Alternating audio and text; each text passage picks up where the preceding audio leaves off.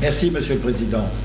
On peut rappeler aussi aux intervenants d'envoyer leur PowerPoint avant la présentation, c'est-à-dire la veille ou l'avant-veille, de manière à ce que Pascal Bourret puisse le stocker dans l'ordinateur.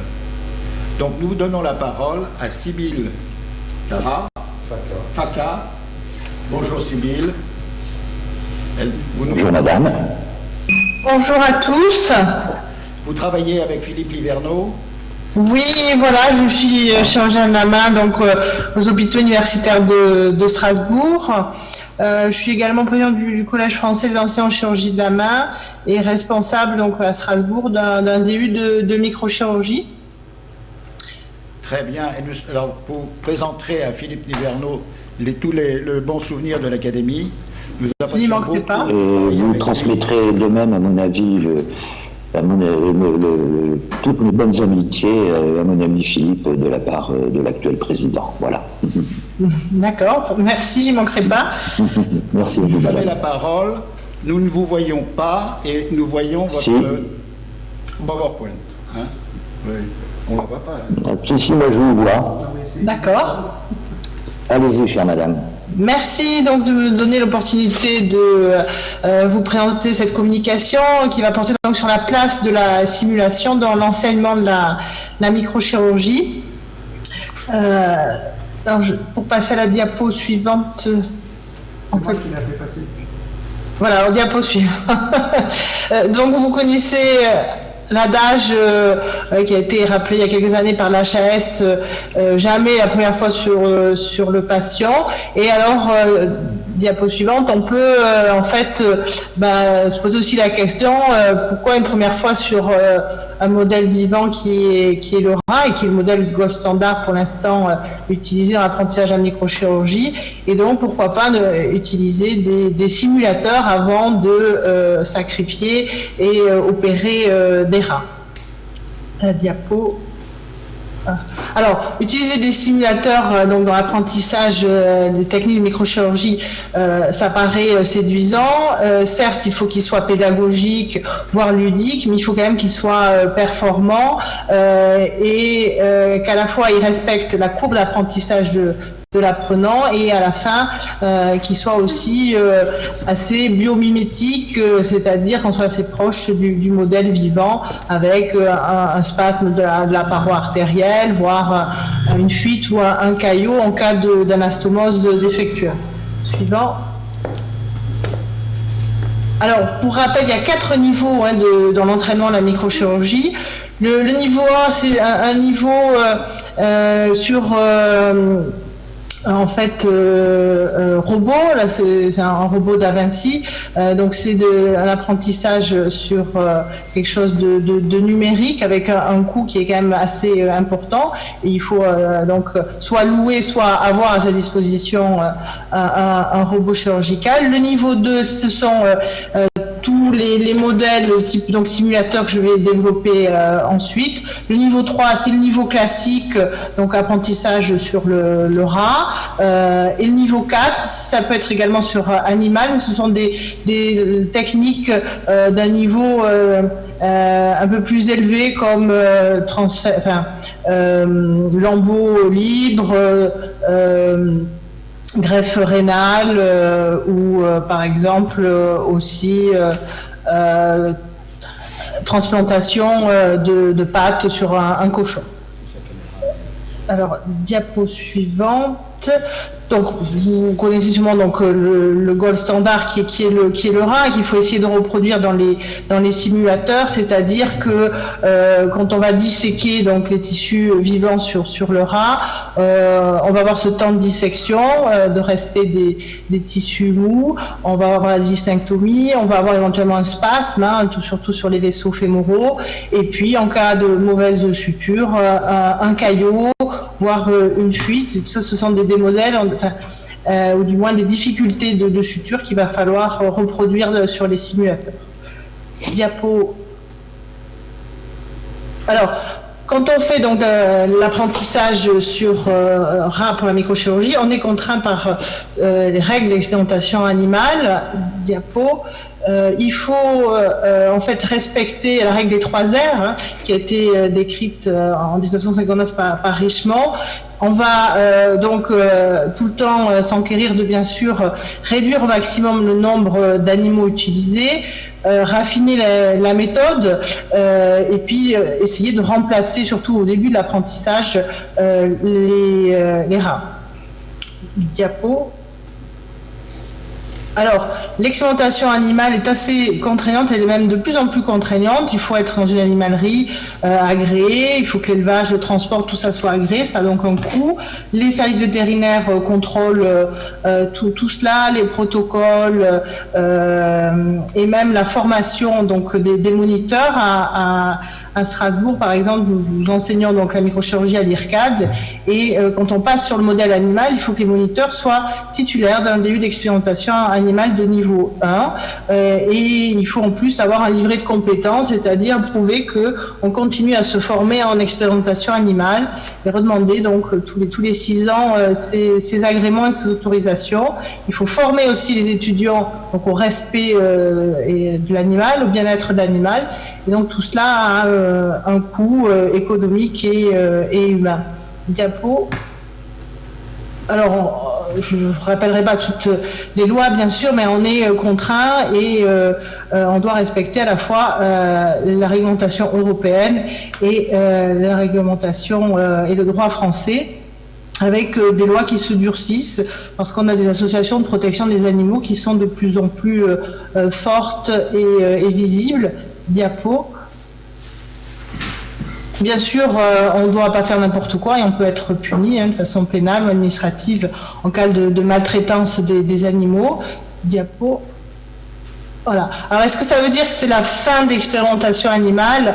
Je pense qu'on ne peut pas à l'heure actuelle dire ça. Il faut savoir qu'en Italie, c'est devenu très difficile de faire de l'apprentissage sur l'animal, mais il se peut que d'ici quelques années, à moyen ou long terme, on ne puisse plus faire de l'apprentissage sur animal. En tous les cas, la question est posée. Diapo.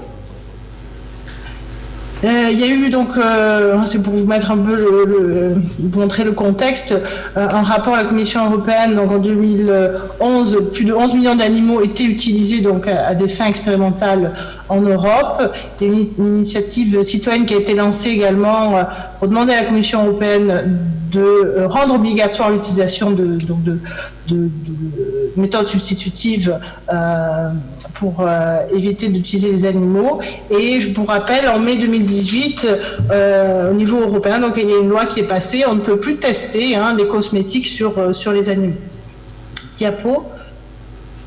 Alors, quels sont les avantages des simulateurs en microchirurgie ? Le premier avantage, c'est l'aspect pédagogique.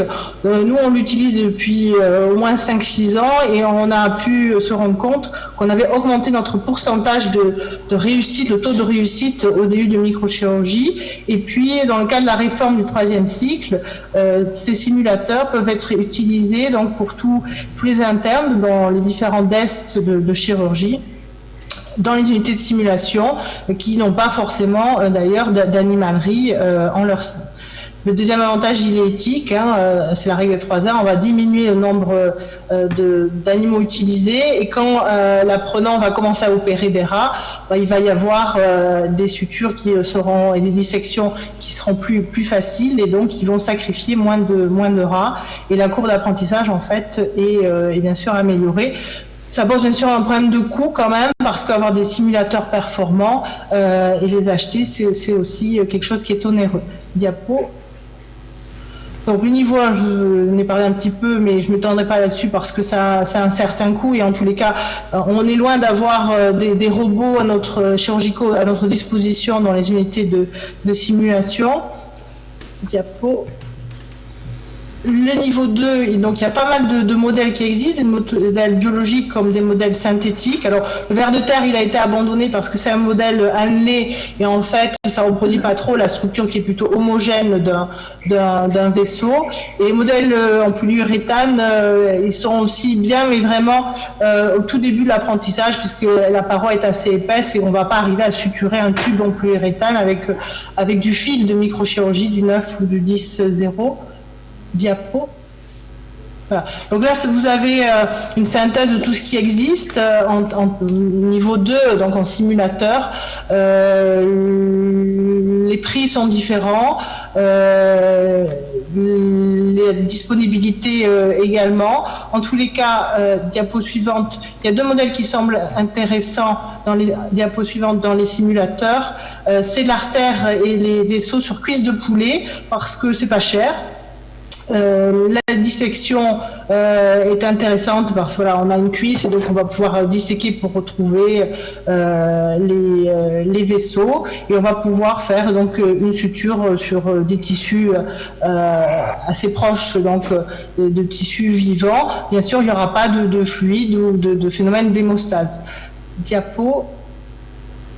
Et le deuxième modèle intéressant, c'est les pâtes Konnyaku à base de farine de konjac. Diapo. Donc on a fait une étude il y a quelques années sur ce modèle. On l'utilise soit plein et donc ça va simuler un nerf, soit creux et tubulisé par l'étudiant avec un cathéter. Et là, ça va simuler plutôt un vaisseau, une micro-anastomose chirurgicale. Diapo. Alors, je ne sais pas si le film va pouvoir se lancer. Donc là, on a un film. Je ne sais pas si va se lancer. En tous les cas, donc l'étudiant va préparer sa nouille. Alors l'avantage des nouilles, c'est, donc je disais, elles sont pas chères. On les trouve au rayon diététique au supermarché autour de 1,50 €. Elles sont en double emballage. On avait fait une étude avec la pharmacie de l'hôpital, et le double emballage en fait fait que les nouilles sont stériles, donc on peut même les introduire dans un bloc opératoire. Entre 2 interventions, on peut sortir une nouille et la suturer donc au sein du bloc opératoire sous microscope. Donc l'étudiant va préparer sa nouille pour simuler l'anastomose vasculaire. Il va donc utiliser des cathéters pédiatriques, vous voyez là, pour donc tubuliser la nouille avant de faire sa suture. Alors la préparation est intéressante parce qu'elle demande une dextérité assez importante, des gestes très précis et des gestes de microchirurgie. C'est vrai que si l'étudiant en tremble beaucoup, au début il va transpercer sa nouille et donc il ne pourra pas l'utiliser. Donc le temps de préparation fait partie de l'apprentissage de la microchirurgie. Donc il prépare deux fragments et puis ensuite il va donc les fixer à l'aide d'un clan.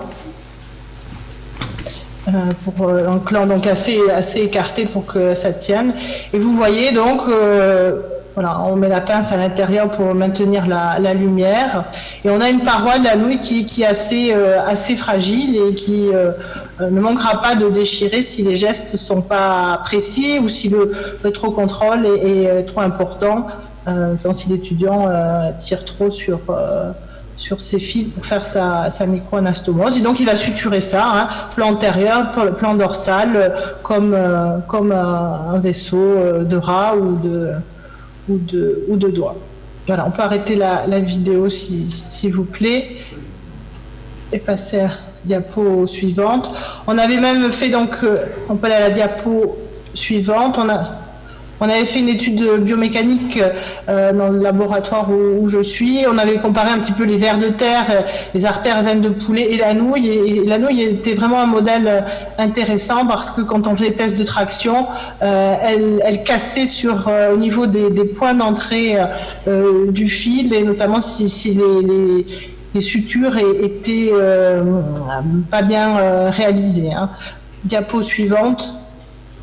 Donc voilà, on avait comparé les différents simulateurs. C'est vrai que la nouille était assez fragile et toute suture approximative ne manquait pas de céder lors des efforts de traction. Diapo suivante. Là, vous avez un autre modèle qui est Biomet.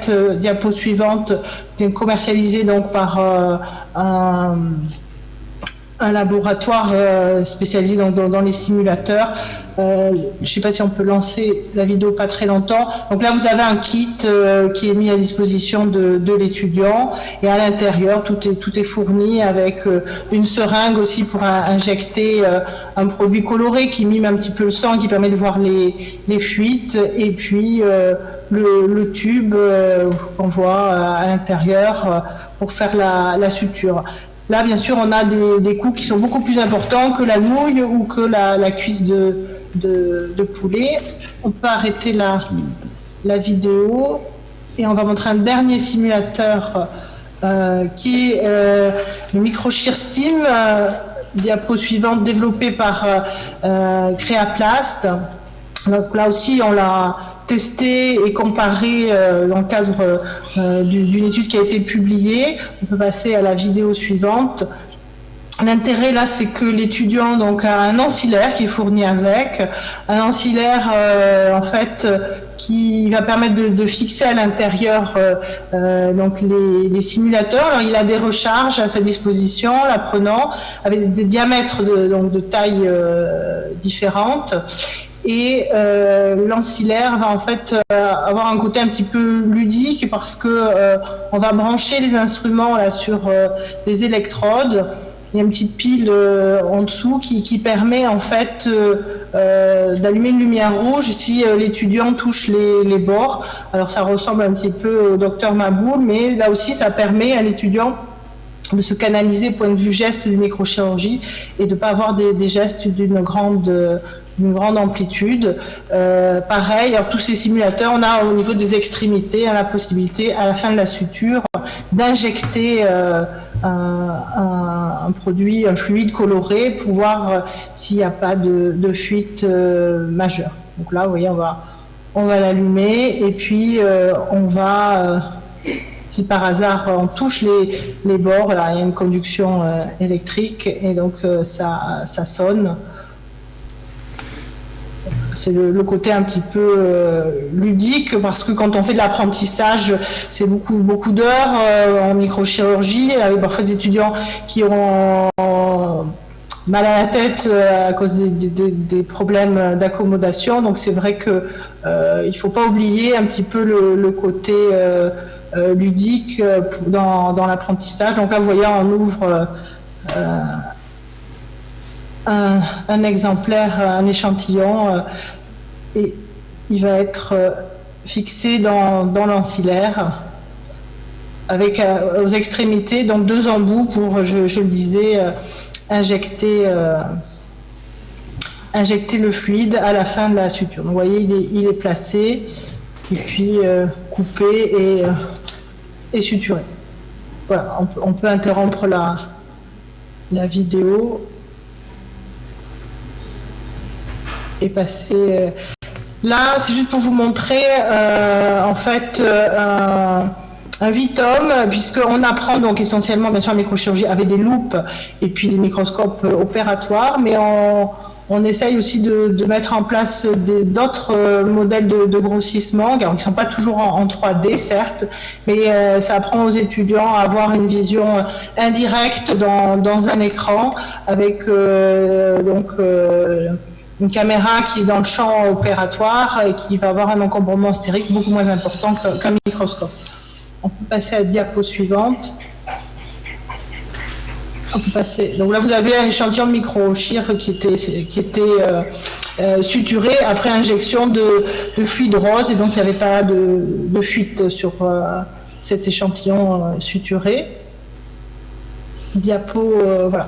Donc il faut continuer, bien sûr, vous l'avez compris, à développer ces simulateurs pour avoir des choses qui soient biomimétiques, avec des modèles veineux qui vont se collapser, des modèles artériels qui vont rester comme s'ils étaient calcifiés, qui vont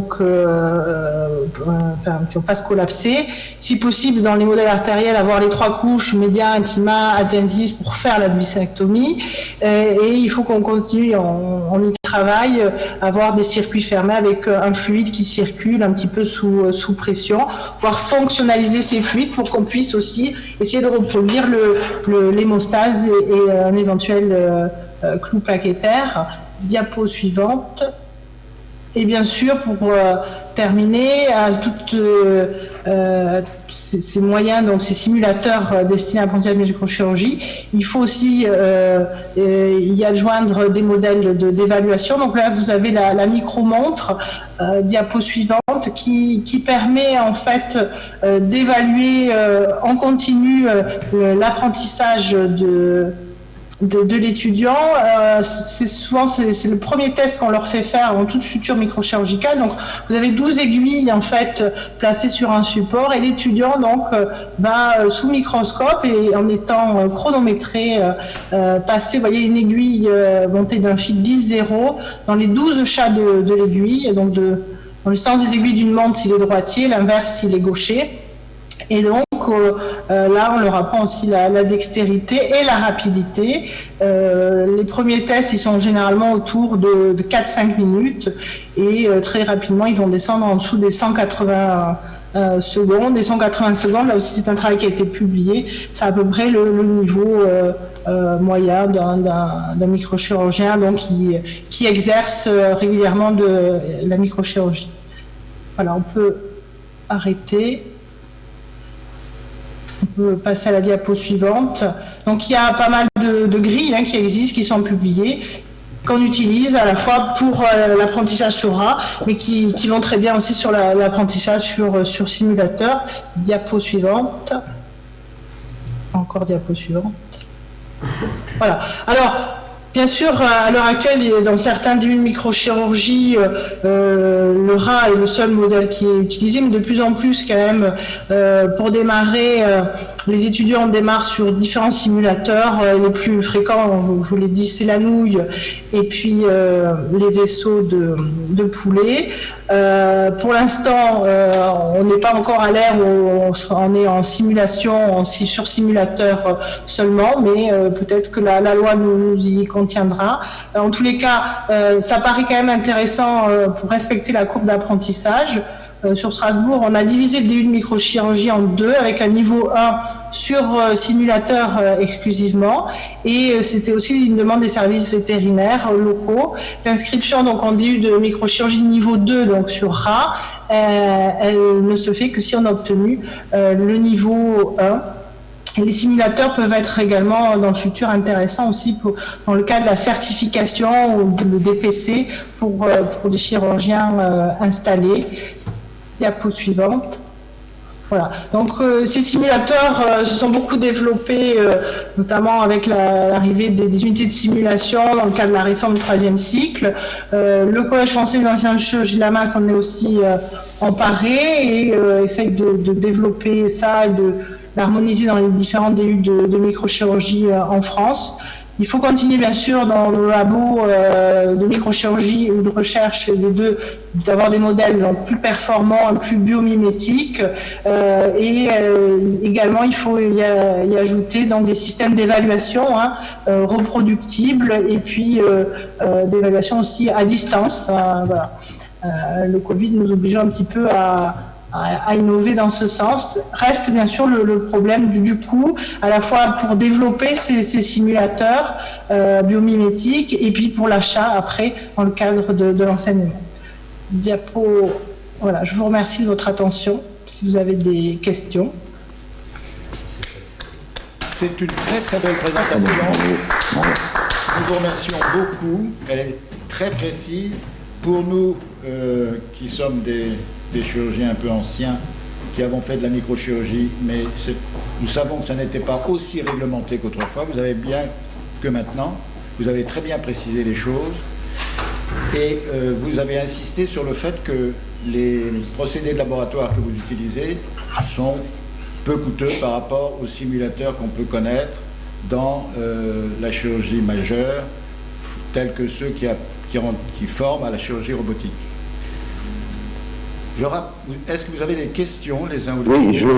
Oui, j'aurais une question. Tu m'entends, Philippe? Oui, très bien. C'est Henri Coudane. Oui. Merci infiniment, Sybille, de cette présentation tout à fait magnifique. La formation dépend maintenant de DES. Cette formation donc est obligatoire. Elle est sous le couvert de l'université. Ma question est simple. est-ce que vous avez sollicité l'université d'Alsace afin de recevoir des subsides, puisque de toute manière, c'est un diplôme d'université, et que ce diplôme d'université passe obligatoirement par ce qu'on appelle le CEVU au niveau de l'université.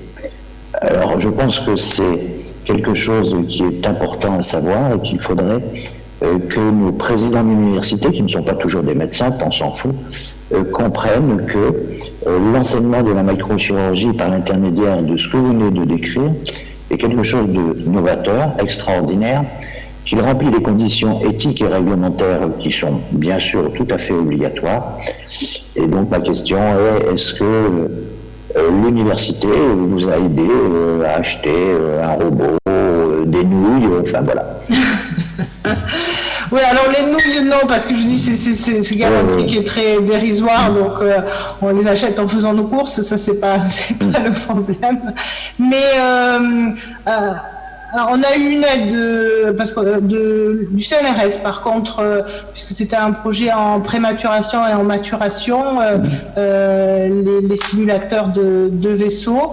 Au niveau de l'université, j'ai plutôt solliciter l'université pour renouveler en fait le parc de microscopes, parce que j'ai des microscopes en fait que j'ai recyclés, les vieux microscopes de tous les blocs opératoires du CHU de Strasbourg. Je les ai récupérés pour faire mon DU, et au bout d'un moment on fait la maintenance nous-mêmes parce qu'ils sont tellement vieux que les constructeurs veulent même plus se déplacer. Voilà, donc oui, il faudrait qu'on relance spécifiquement, je pense, sur les simulateurs et sur l'intérêt de l'apprentissage qui touche quand même pas mal d'étudiants, parce que c'est tous les étudiants de microchirurgie, les étudiants de l'école. On a quand même, puis j'ai pas que des médecins dans mon DU, j'ai des vétérinaires, j'ai des dentistes, j'ai des techniciens de laboratoire qui travaillent sur l'animal. C'est assez large l'apprentissage à microchirurgie, c'est pas un public très restreint. Hein. Oui, Albert-Claude Benamou, je peux poser une question? Oui, je vous en prie. Michel Merle également. Voilà. En fait, deux petites questions. Une question sur les modèles biomimétiques en dehors des nouilles, que je trouve ça assez génial d'ailleurs. Est-ce qu'il y a éventuellement des modèles à partir des végétaux? Parce que peut-être sur certains types de végétaux, il y a la possibilité de faire des exercices de microchirurgie, pourquoi pas, parce qu'il y a des différents types de fibres qui peuvent éventuellement permettre d'avoir des modèles peut-être assez intéressants. C'est la première question.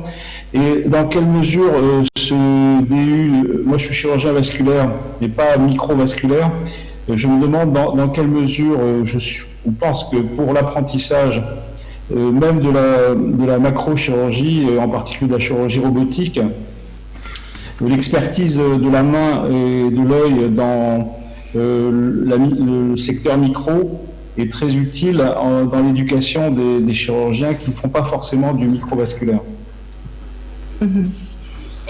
Alors, pour le monde végétal, alors les nouilles en fait sont issues du monde végétal, c'est de la farine de konjac, donc c'est déjà du végétal mais transformé.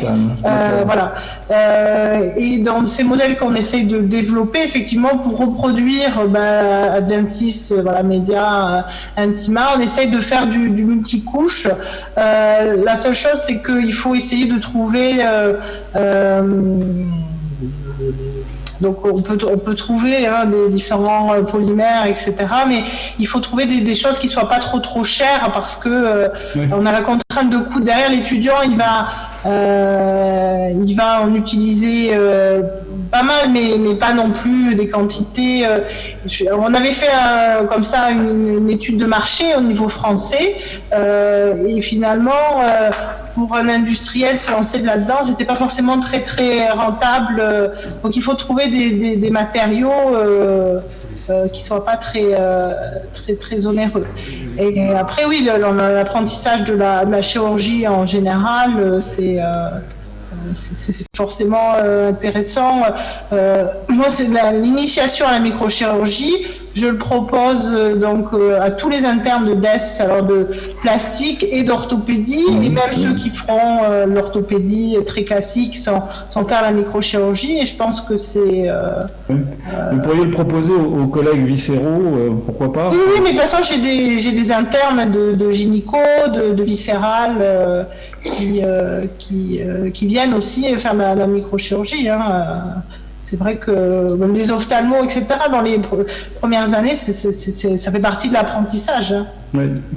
François Richard, on pourrait se demander même si dans le cadre de la première année d'internat transversal, on ne pourrait pas imaginer que ça soit quasiment obligatoire. Dans la maquette obligatoire. Dans la maquette obligatoire, puisque en effet, ça a l'air relativement peu coûteux, tout au moins en termes de matériel, et que ça soit diffusé pour tout le monde, puisque c'est un bon moyen de tester dès le début de l'internat les aptitudes. Oui, la rapidité, la précision, etc. Oui, tout ça, c'est vraiment... Michel Merle. Vas-y, mon cher Michel. Écoutons.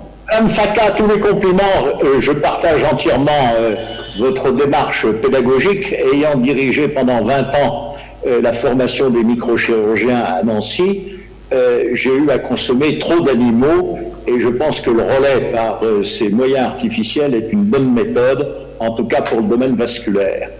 Je voudrais cependant ajouter quelque chose. Quand vous parlez de microchirurgie, il ne faut pas s'arrêter au vaisseau.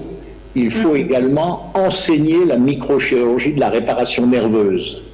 Et dans mon expérience, je peux vous dire qu'il est bien plus délicat de réparer des nerfs que des artères.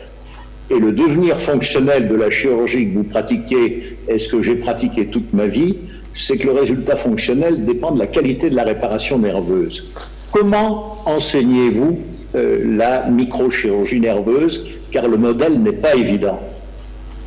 Alors, on continue bien sûr à faire suturer des nerfs sciatiques de rat parce que oui, bien sûr, c'est ce qu'il y a de plus difficile. Finalement, les étudiants, à force de beaucoup d'entraînement, ils arrivent à peu près correctement suturer les artères et les veines. Les nerfs, c'est sûr, c'est une difficulté supplémentaire. On n'a pas encore vraiment travaillé autant les simulateurs de nerfs. Je vous disais, voilà, on a juste à notre disposition la nouille pleine, mais il n'y aura pas de fascicule qui part, etc. On ne peut pas simuler ça. On peut suturer également le nerf sur la cuisse de poulet, mais là, pour l'instant, on reste encore bien sûr dépendant de la suture sur le nerf de rat. Voilà. Une dernière. Pour l'instant, on travaille plus sur le vaisseau. Je pense qu'il est un peu plus facile. Les simulateurs de nerfs, c'est quand même une technologie au-dessus. Voilà. Mais on continue, bien sûr, ils continuent à suturer les deux, nerfs et vaisseau. Une dernière question de Jean-Claude Couffignard. Oui, c'est pas une question, c'est pour répondre un peu à Albert-Claude Benamou et lui dire qu'à Nancy, dans le DU de Jacques Hubert, la part de la microchirurgie est très importante et est évaluée, fait partie du résultat. Il y a plusieurs heures, enfin je veux dire, c'est même 5-6 heures d'enseignement de microchirurgie avant de la faire sur le robot lui-même. Très, très bien. Je vous remercie beaucoup de cette très intéressante présentation. Je mets à profit ces quelques secondes pour vous rappeler que ces séances de communication libre ont le double objet de permettre aux membres de l'Académie qui ont un sujet ponctuel à présenter et qui ne peut pas s'insérer dans une séance thématique, de venir le présenter en communication libre. Et pour tous ceux qui s'intéressent à l'Académie, qui ne sont pas encore membres, c'est l'occasion de se faire connaître et de présenter un sujet sur un travail qui les intéresse beaucoup. Merci Madame Faca. Merci.